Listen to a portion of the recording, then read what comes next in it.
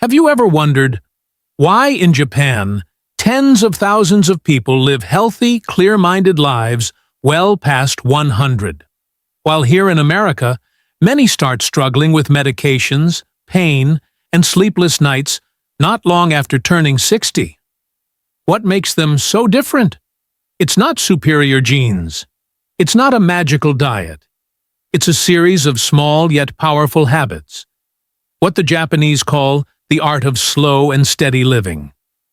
Welcome to Everyday Vital Path, where I, a physician here in the United States, share the timeless secrets that help your body and mind feel young again, naturally, even after 50.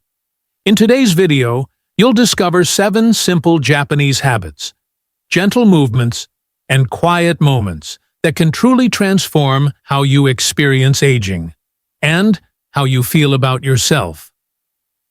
If you believe that growing older doesn't mean losing your vitality, then subscribe to Everyday Vital Path and join me on this journey to rediscover your energy, balance, and clarity every single day. Here's a question for you. What do you believe determines how long we live? A. A strong and healthy body. B. A calm and peaceful mind. Comment A or B below. I'd love to hear your thoughts. You know, after turning 50, there are mornings when we wake up and our bodies just feel a little heavier. The shoulders are stiffer, the back tighter, and sometimes the mind isn't quite as sharp as it used to be. I've seen so many patients like that. People who believe that to stay healthy, they have to train hard, hit the gym, and take endless supplements. But there's a quiet secret from Japan that completely changed how I see midlife health. They call it the towel twist, the 2-minute towel rotation. It sounds simple, doesn't it?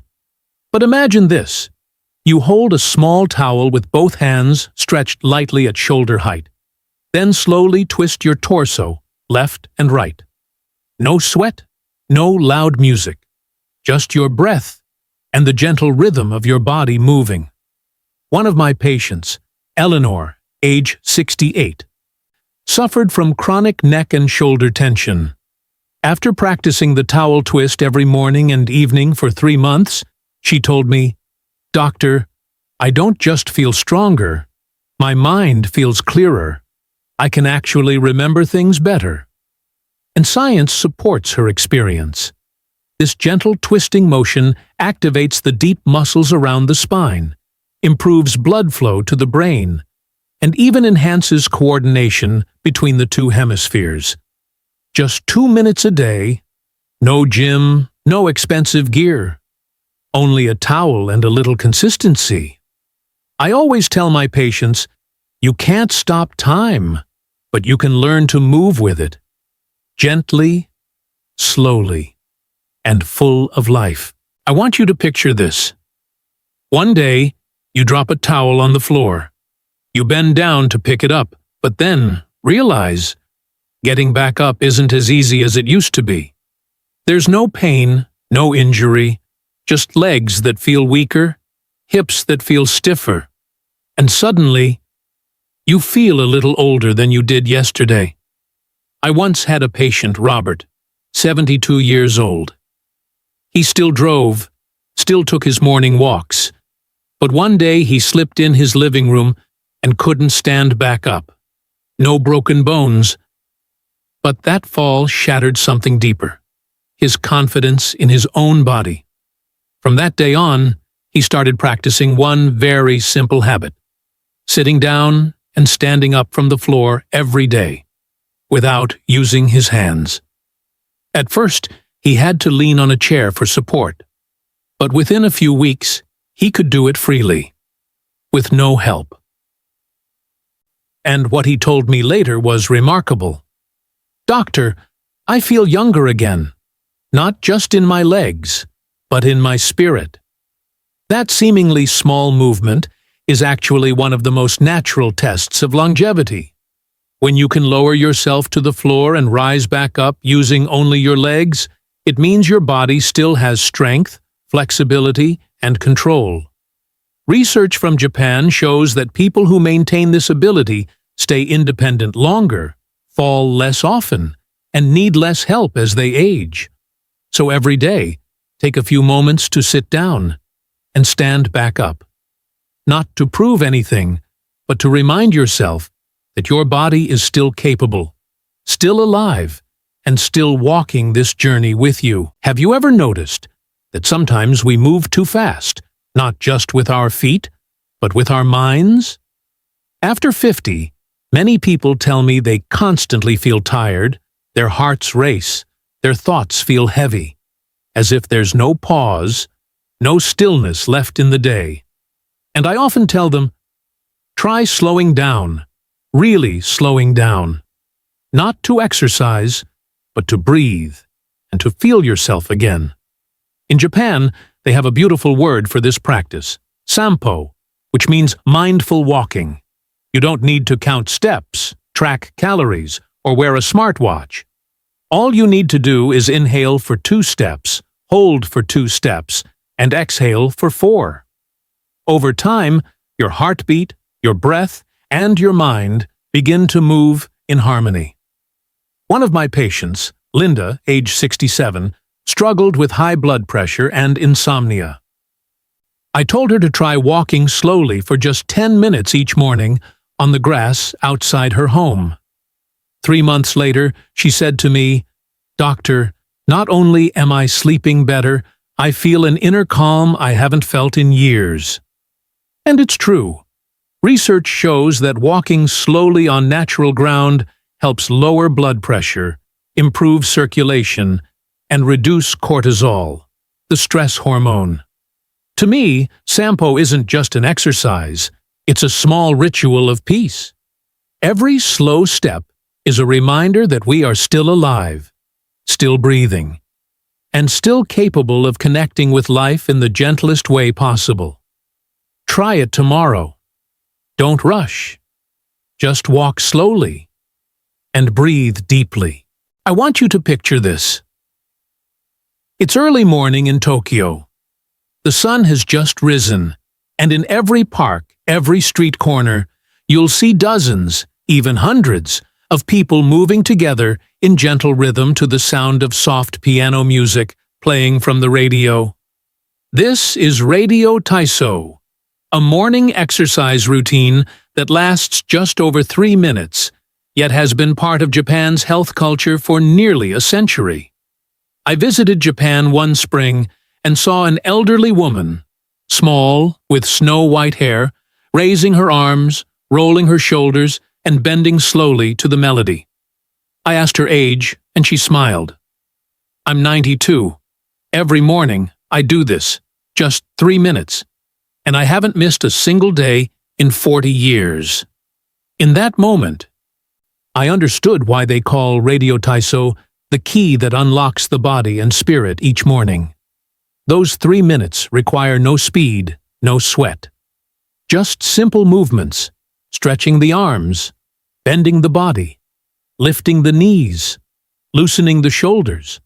But the results are remarkable.